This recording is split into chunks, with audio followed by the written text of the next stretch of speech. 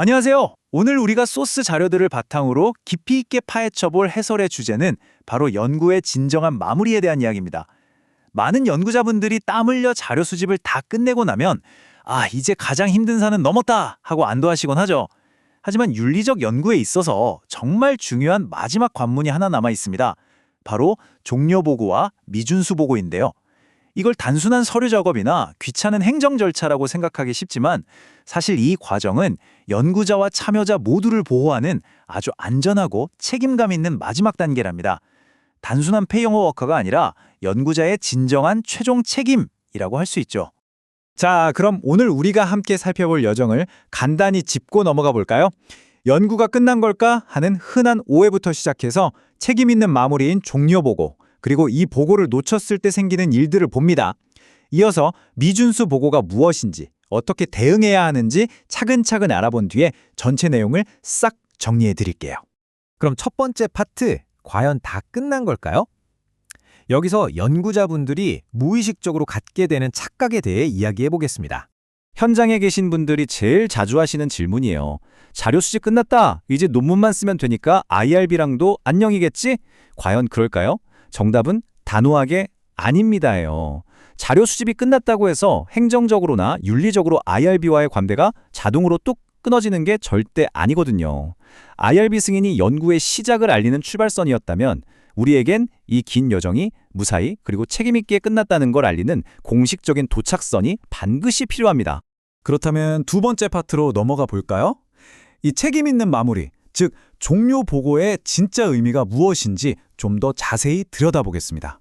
이 종료 보고라는 건 그냥 저희 연구 다 끝났습니다 하고 툭 던지고 마는 형식적인 통보가 아니에요. 애초에 승인받은 계획대로 연구가 잘 진행됐는지, 수집한 데이터는 안전하게 관리되고 있는지 확인하는 중요한 검증 과정이죠. 여기서 핵심은 자료 수집 종료의 정확한 시점을 딱 확정하는 겁니다. 더 이상 새로운 참여자를 모집하지 않고 설문이나 인터뷰 같은 참여자와 관련된 모든 절차가 완전히 끝난 그 시점 말이에요. 연구자가 논문을 계속 쓰고 있더라도 실제 참여자와의 상호작용이 공식적으로 멈춘 그 날짜를 명확히 하는 게 모든 절차의 기본이 됩니다. 그래서 종료 보고서에는 어떤 내용들이 담겨야 할까요? 이건 단순한 체크리스트가 아니라 안전의 최종 확인 과정이에요. 실제 연구 기간이 어땠는지, 승인받은 인원과 실제 참여자 수의 차이는 없는지, 그리고 정확한 자료 수집 종료일이 언제인지 꼼꼼히 적어야 합니다. 또 연구 중에 참여자 불만이나 예상치 못한 문제는 없었는지, 수집된 개인정보와 식별정보는 앞으로 어떻게 보관하거나 폐기할 건지, 연구 결과는 향후 논문이나 학회에서 어떻게 활용할 건지 투명하게 밝혀주셔야 해요. 세 번째 파트입니다. 이렇게 중요한 종료 보고를 깜빡하거나 바쁘다는 핑계로 놓치면 도대체 어떤 일들이 벌어질까요? 이미 논문까지 다 썼는데 보고 하나 안 했다고 무슨 큰일이 날까 싶으실 수도 있어요. 하지만 생각보다 꽤 현실적인 문제들이 생깁니다. 우선 기관의 IRB 공식 기록에는 이 연구가 여전히 진행 중인 미완료 상태로 둥둥 떠있게 돼요. 실제 상황이랑 기관 기록이 엇갈리는 거죠. 더 심각한 건 데이터 보관 책임이 흐지부지 된다는 거예요.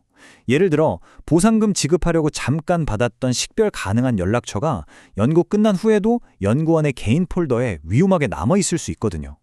이렇게 마무리가 깔끔하지 못하면 나중에 새로운 연구를 신청하거나 기관 윤리감사를 받을 때 곤란해질 수 있습니다. 자, 이제 네 번째 파트, 미준수 보고에 대한 이야기로 넘어가 보겠습니다. 미준수라는 단어, 참 듣기만 해도 덜컥 겁부터 나시죠? 마치 연구자가 엄청난 윤리적 비위나 심각한 잘못을 저지른 것처럼 느껴지니까요. 하지만 미준수라는 건 그렇게 무시무시한 뜻만 있는 게 아니에요.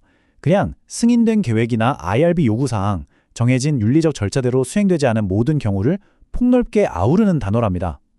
우리 현실의 연구 현장이라는 게 워낙 변수도 많고 복잡하잖아요. 그래서 아주 단순한 서류 누락이나 행정적 착오도 전부 미준수에 들어가요. 그러니까 이 단어 하나에 무조건 패닉에 빠지실 필요는 전혀 없습니다. 현실에서 정말 흔하게 일어나는 미준수 사례들을 좀 볼까요? 마음이 앞서서 IRB 승인이 나기도 전에 설문 링크를 열어버리거나 인터뷰를 시작한 경우 진짜 많죠? 또 실수로 IRB에서 고치라고 했던 옛날 버전 동의서를 그대로 썼다거나 동의서에 날짜나 서명이 쏙 빠져있는 경우도 흔해요. 연구보조원이 편하게 일하려고 승인받지 않은 외부 클라우드 폴더에 데이터를 쓱 저장해두는 것도 다 미준수입니다. 심지어 참여자불만이 들어왔는데 그냥 넘기고 기관에 보고하지 않는 것도 명확한 미준수에 해당해요. 물론 방금 말씀드린 사례들이 다 똑같이 심각한 건 아니에요. 동의서에 날짜 하나 깜빡한 단순 기록 오류랑 승인도 받기 전에 자료를 수집해서 참여자의 권리를 침해하거나 자료의 신뢰성 자체를 흔드는 중대한 문제는 완전히 다르게 취급되죠. 중대한 사안이라면 시정 조치나 자료 사용 제한, 심지어 연구 중지 같은 엄격한 조치가 따를 수 있어요. 하지만 기억하셔야 할 건 아무리 사소한 기록 오류라도 계속 반복된다면 결국 이 연구팀은 관리가 부실하구나라는 평가를 받게 된다는 겁니다. 5번째 파트입니다. 그럼 이런 실수들을 발견했을 때 우리는 당황하지 않고 어떻게 대응해야 할까요? 구체적인 행동에 들어가기에 앞서 여러분 마음속에 꼭 새겨두셔야 할 패러다임이 하나 있어요. 보고는 처벌만을 위한 절차가 아닙니다. 실수를 딱 깨달았을 때 제일 먼저 드는 유혹이 사실 대충 숨기거나 조용히 넘어가고 싶은 마음이잖아요. 그런데 미준수 보고는 여러분을 혼내려고 만든 덫이 절대 아니에요. 사실관계를 명확히 밝혀서 규정을 회복하고 무엇보다 참여자를 안전하게 보호하기 위한 과정입니다. 일종의 예방주사 같은 거죠. 이럴 땐 아주 깔끔한 5단계 행동 지침을 따르시면 됩니다. 첫째, 잘못된 걸 안 즉시 팩트를 확인하세요. 숨기지 마시고요. 둘째, 언제, 누구에게, 어떤 자료에서 문제가 생겼는지 차분하게 상황을 정리합니다. 셋째, 기관 절차에 따라 최대한 빨리 IRB에 보고합니다. 넷째, 혹시라도 참여자 개인정보가 노출됐거나 심리적으로 불편을 겪었다면 즉각 보호 조치를 취해야 해요. 그리고 마지막 5째, 어떻게 하면 다시는 이런 실수가 안 생길지 재발 방지 대책을 세우는 겁니다. 실수를 인정하고 시스템을 고치는 게 진짜 프로페셔널한 연구자의 모습이거든요. 드디어 마지막 6번째 파트, 오늘의 해설을 하나로 묶어내는 마무리 정리입니다. 오늘 우리가 나눈 이야기의 핵심을 정리해볼까요? 첫째, 종료보고는 귀찮은 서류 작업이 아니라 연구자가 져야 할 마지막 윤리적 책임입니다. 둘째, 연구가 끝났어도 여러분이 수집한 개인정보와 데이터를 안전하게 지켜야 할 의무는 계속됩니다. 셋째, 승인받은 계획과 다르게 진행된 미준수 상황이 생겼다면 절대 숨기지 마세요. 투명하게 보고해서 참여자를 보호하고 예방책을 세우는 것, 그게 바로 윤리적 연구를 유지하는 가장 단단한 기본기랍니다. 오늘 이 해설을 함께 하신 여러분이 딱 하나의 문장만 기억하셔야 한다면 저는 망설임 없이 이 문장을 고르겠습니다. 윤리적 연구는 승인으로 시작해 책임 있는 보고로 완성됩니다.